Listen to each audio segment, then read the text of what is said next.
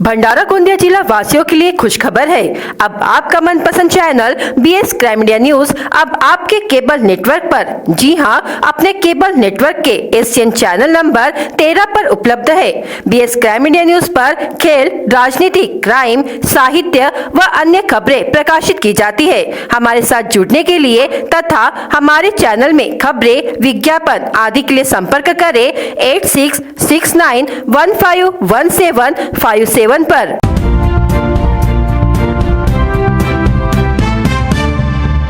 भंडारा जिले के सभी तहसीलों में 6 जुलाई की शाम से शुरू हुई बारिश दूसरे दिन 7 जुलाई को सुबह तक झमाझम बरसती रही। रविवार तड़के सुबह तहसील के सिहोरा मंडल में सबसे अधिक 128.8 मिलीमीटर बारिश दर्ज की गई। इसके अलावा भंडारा तहसील में 3.7 मिलीमीटर, पौनी तहसील में 23.1 मिलीमीटर, तुमसर तहसील में 56.1 मिलीमीटर, साकोली तहसील में 12.1 मिलीमीटर, लाखनी में 2.5 मिलीमीटर, लाखनदुर में 28.9 मिलीमीटर, इस तरह कुल सभी तहसीलों में 208.5 मिलीमीटर बारिश हुई। करीब सप्ताह भर बाद रविवार को बारिश ने जमकर दस्तक दी, जिससे अब रोपाई के कार्यों में तेजी आने की उम्मीद है।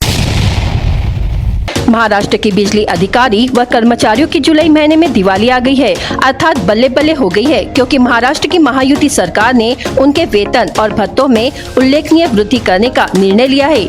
उप मुख्यमंत्री व ऊर्जा मंत्री देवेंद्र फडणवीस के अनुसार राज्य सरकार ऊर्जा विभाग के मातहत आने वाली महाराष्ट्र राज्य विद्युत उत्पादन कंपनी लिमिटेड, महाराष्ट्र राज्य विद्युत वितरण कंपनी लिमिटेड, महाराष्ट्र राज्य विद्युत ट्रांसमिशन कंपनी लिमिटेड के अधिकारियों और कर्मचारियों के मूल वेतन में 19% और अन्य भत्तों में 25% की वृद्धि करने जा रही है।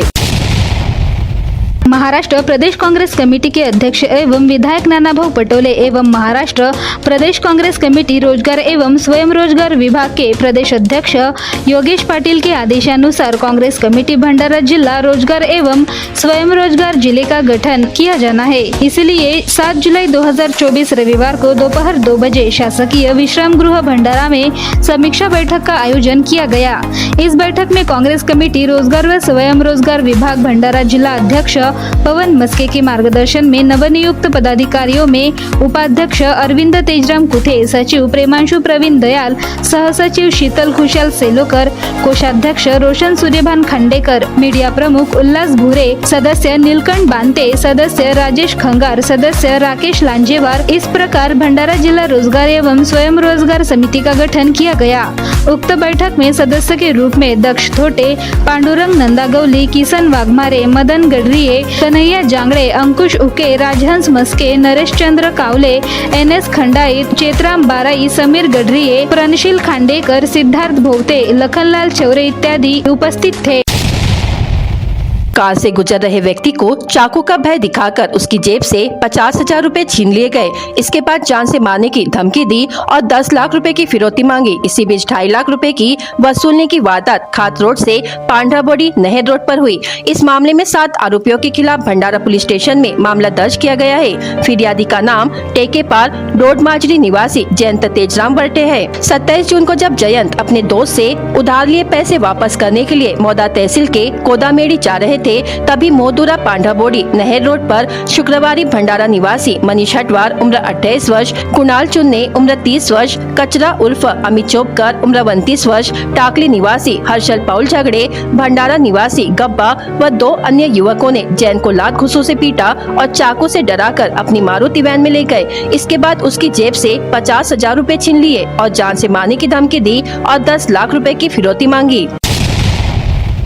आषाढ़ी एकादशी के लिए पंढरपुर में वारकरी संप्रदाय समेत पूरे महाराष्ट्र के आराध्य देव विठ्ठल रखुमाई के दर्शनों के लिए भाविकों का मेला लगता है, जिसके लिए रापनी के भंडारा विभाग से सीधे कोई बस नहीं है, किंतु पंढरपुर की वारी के लिए भंडारा विभाग अमरावती विभाग को 35 बसें और बुल्ढाना विभाग को 30, ऐसे कुल मिलाकर 65 बसें भेज रहा है। चंद्रभागा नदी तट पर हर साल पंढरपुर में लाखों श्रद्धालुओं का मेला लगता है।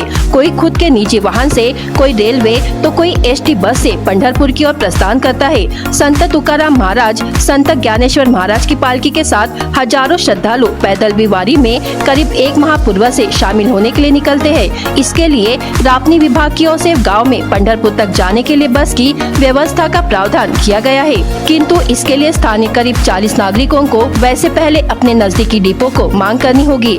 इसमें 75 वर्ष से ऊपर नागरिकों के लिए अमृत ज्येष्ठ नागरिक योजना के तहत निःशुल्क यात्रा और महिलाओं को महिला सम्मान योजना के तहत 50% छूट दी, ऐसी सभी सहूलियत लागू रहेगी।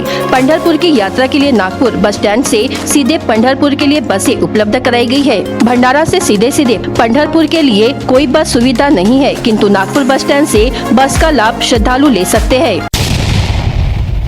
महाराष्ट्र सरकारने मुख्यमंत्री माझी लाडकी बहीण योजना सुरू करून शेतकऱ्यांच्या तोंडाला पाणी पुसण्याचे काम केले आहे, असा घणाघात माजी आमदार चरण वाघमारे यांनी केला आहे। मुख्यमंत्री माझी लाडकी बहीण योजनेसाठी विविध अटी घालून 1500 रुपये प्रति महिना मानधन देण्याची केलेली घोषणा, तसेच मागील वर्षी एसटी मध्ये महिलांना प्रवासात सूट ह्या योजना लाभदायक असल्या तरी शेतकऱ्यांना शेतात पेरणीपासून कापणीपर्यंत आणि पशुपालनासाठी मजूर मिळेनासे झालेले आहेत। मुख्यमंत्री माझी लाडकी बहीण योजनेऐवजी शेतकरी लाडकी बहीण आणि लाडका भाऊ योजना सुरू केली असती आणि या योजनेसाठी शेतात कामाला जाणाऱ्या शेतकरी किंवा शेतमजूर महिलांना आणि पुरुषांना प्रोत्साहन अनुदान म्हणून प्रति महिना 1500 रुपये दिले असते, तर शेतीला आणि शेतकऱ्यांना सुद्धा चांगले दिवस आले असते। त्याचबरोबर महाराष्ट्र शासनाने मोदी आवास योजना ओबीसी समुदायासाठी सुरू केली असून लाखो लोकांना घरे मंजूर करण्यात आली।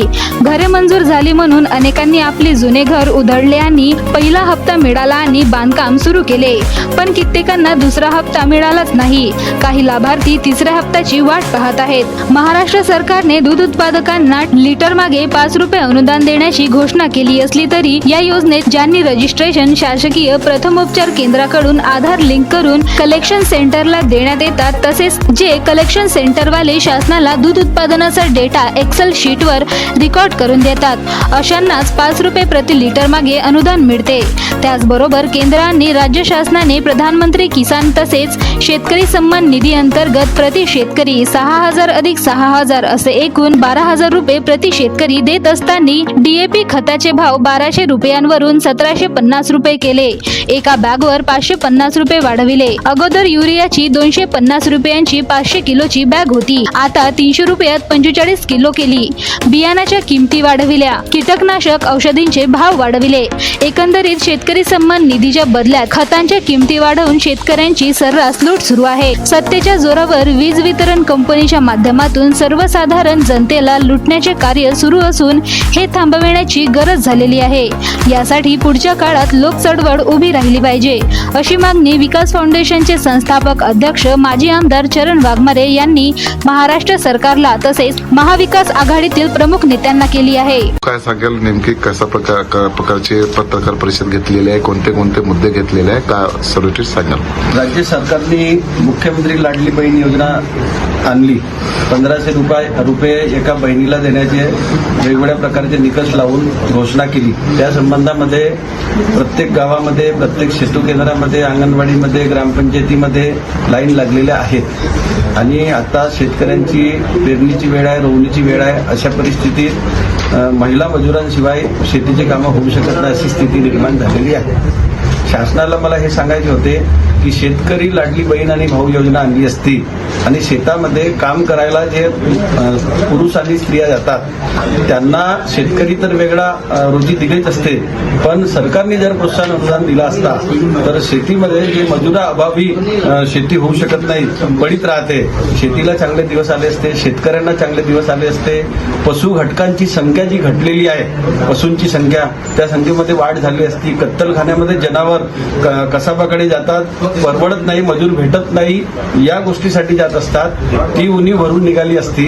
आणि म्हणून सरकारने याऐवजी म्हणजे या योजनेचा आम्ही सन्मानच करतो, पण शेतकरी लाडली बहीण आणि भाऊ योजना ग्रामीण भागासाठी आणली असती आणि शहरी भागासाठी जे विविध व्यवसायामध्ये किंवा व्यापारामध्ये मजूर कामाला जातात अशा लोकांना प्रोत्साहन अनुदान 1500 रुपये दिले असते तर खऱ्या अर्थानं म्हणजे प्रत्येक कामामध्ये एक जिद्द तयार झाली असती।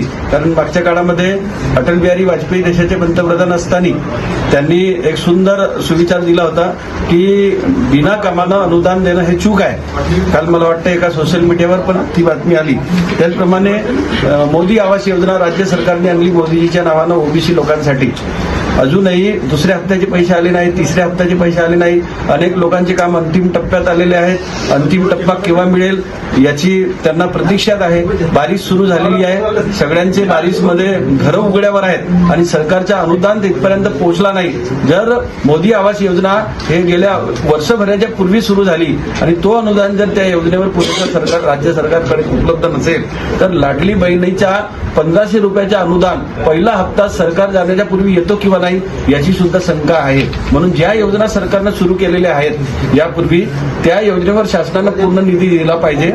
लाडली बहिणीच्या संबंधामध्ये ऑगस्ट महिन्यापर्यंत जर जिल्हा संनियंत्रण समिती छाननी करणार असेल त्या बहिणीला एकही हप्ता मिळणार नाही अशी स्थिती निर्माण झालेली आहे. दुधावर शासनानं जे 5 रुपये अनुदान देण्याची घोषणा केली. काही विशिष्ट शेतकऱ्यांना ज्यांचे अकाउंट ऑनलाईन आहेत किंवा ज्यांच्या डेऱ्या ऑनलाईन आहेत की आणि सरकारच्या सेंटरशी जोडलेल्या आहेत म्हणजे ऑनलाईन जोडलेल्या आहेत शासनाशी, अशा दूध उत्पादक शेतकऱ्यांना त्याचा लाभ होणार आहे. आमची मागणी आहे की सरसकट सगळ्या दूध उत्पादक शेतकऱ्यांना हा 5 रुपयाचा अनुदान द्यावा. अन्यथा दुधावर MSP जाहीर करावी.